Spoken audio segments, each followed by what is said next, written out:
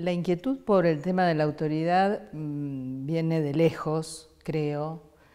Tiene que ver con mi trabajo hace unos 20 años en un equipo de orientación escolar como psicóloga. Yo allí acompañaba a estudiantes para la conformación de un consejo de convivencia en una escuela secundaria. Y en una escuela secundaria que era artística. En aquel momento se había reglamentado la Ley 223 de Ciudad de Buenos Aires en relación a la convivencia.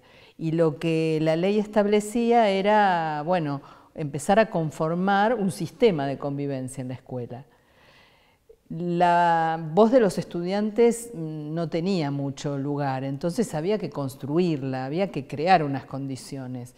Y con un colega lo que hacíamos era, bueno, acompañar mediante reuniones con estudiantes de últimos años para prepararse para formar parte de ese consejo, donde, bueno, el consejo se forma con docentes, directivos, preceptores, preceptoras. Y en aquel momento los chicos y las chicas fueron al consejo de convivencia con una mirada sobre la escuela, porque lo que la ley establecía era que ese consejo no fuera simplemente un tribunal que estableciera sanciones ante transgresiones, sino que pudiera ser un órgano para pensar la escuela con. Los chicos empezaron a hablar, las chicas, y bueno, como jóvenes, lo que hacían era llevar una mirada crítica en algunos aspectos de la escuela. Y inmediatamente algunos adultos y adultas se levantaron con indignación y nos preguntaron, enfrentándonos a estos integrantes del equipo de orientación que éramos, ¿cómo puede ser que tengan voz? Bueno, esa frase a mí me quedó resonando muy fuerte y inmediatamente el argumento era que si los chicos y las chicas hablaban y sobre todo criticaban, lo que se vulneraba era su autoridad. Yo no sabía muy bien, hasta ese momento no tenía elementos teóricos como para, bueno, indagar o explicarme a mí misma por qué había ahí un argumento que yo no entendía. Afortunadamente, bueno, tuve la oportunidad de conocer al que fue mi director de tesis de maestría en ese momento, el profesor Vermeren, que me aproximó a la obra de Jacques Rancière, y donde justamente Rancière trabaja esta posibilidad de pensar el pasaje del ruido a la voz, ¿no? Aquello que escuchamos como ruido, que no debería estar, que debería ser eliminado, que puede ser muchas veces la voz o aquello que el estudiante, la estudiante dice, a hacer lugar a eso que no tiene parte en la escuela. Bueno, ya pasaron muchos años y en medio salió, se promulgó la Ley Nacional de Convivencia, acuerdos, trabajos institucionales. Me gustaría pensar que esa voz está incorporada como parte, ¿no?, de la convivencia escolar y de la escuela, y no como una voz que vulnera la autoridad, sino todo lo contrario, ¿no? Una voz que incluso en disidencia fortalece ese lugar de autoridad que habilita, porque en definitiva, bueno, podríamos pensar que la autoridad pedagógica habilita al otro a aprender, a hablar, a pensar.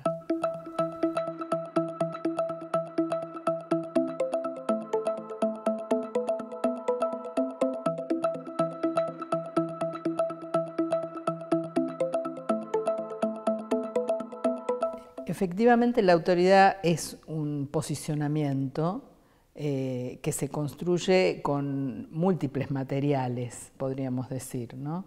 Que tienen que ver, por supuesto, con una práctica específica como es la educativa y que tiene que ver con la enseñanza.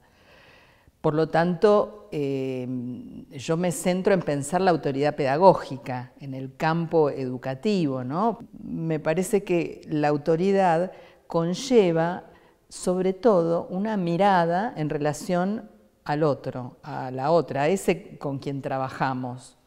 La autoridad entonces como relación, como no un atributo personal de quien la ejerce y que puede tener que ver con características individuales de mayor capacidad expresiva, no sé, como se dice habitualmente, el profesor que tiene buena onda o aquel que por su porte y por su modo de pararse en el aula parece que entonces impone autoridad, como se dice habitualmente.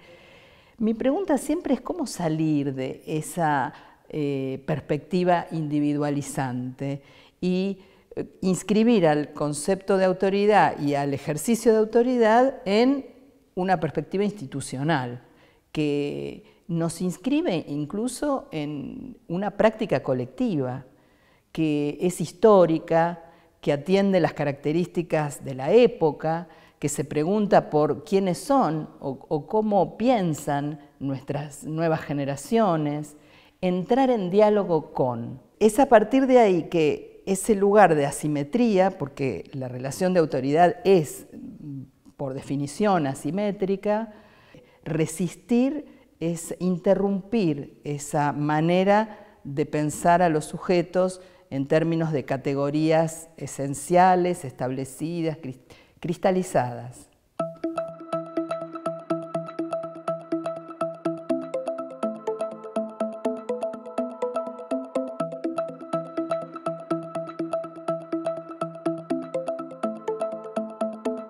La autoridad no está hecha de saber.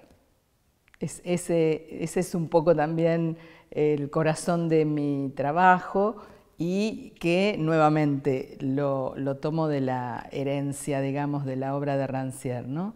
En El maestro ignorante lo que se pone en juego es el saber y la ignorancia. Esto no implica que las docentes no sepamos, no tengamos que construir saberes, pero la pregunta es, bueno, ¿qué hacemos con ellos, con esos saberes? ¿Cómo los construimos? ¿Cómo nos vinculamos nosotros y nosotras con eso que estudiamos, que investigamos? ¿Qué formas de incompletud asumimos, ¿no? Porque nunca lo sabemos todo. En esa posición de autoridad hay una relación al saber que es la de la incompletud, es la de la aceptación de múltiples miradas y además entiendo que justamente el sentido de la ignorancia que se pone en juego allí tiene que ver con la ignorancia de vuelta, de la desigualdad, ¿no?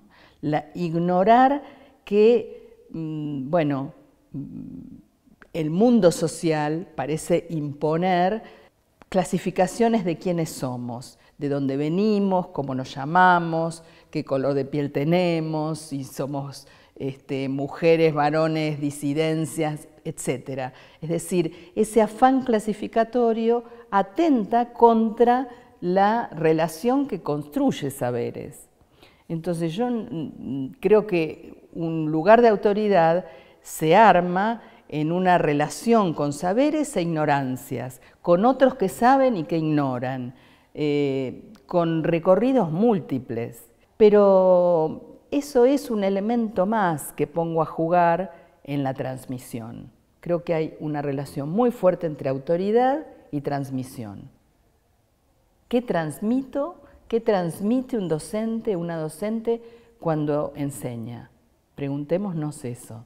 ¿Qué se transmite? Yo creo que se transmite, bueno, la pasión por lo que uno estudia y una relación con ese objeto de estudio.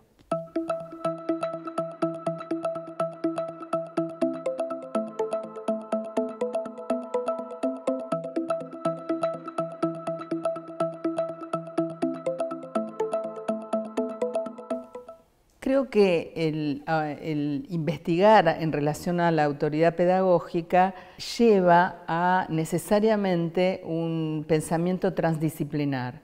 Hay algo de la ruptura de las fronteras disciplinares que, bueno, es necesario para lograr capturar algo de ese concepto de autoridad, pero que a la vez es una práctica. Entonces tenemos que poder ir a escenas de autoridad. A mí me parece que ahí, nuevamente, ¿no?, hay un método, que podríamos llamarlo de esa manera, ¿no?, que tiene que ver con poner a jugar componentes heterogéneos.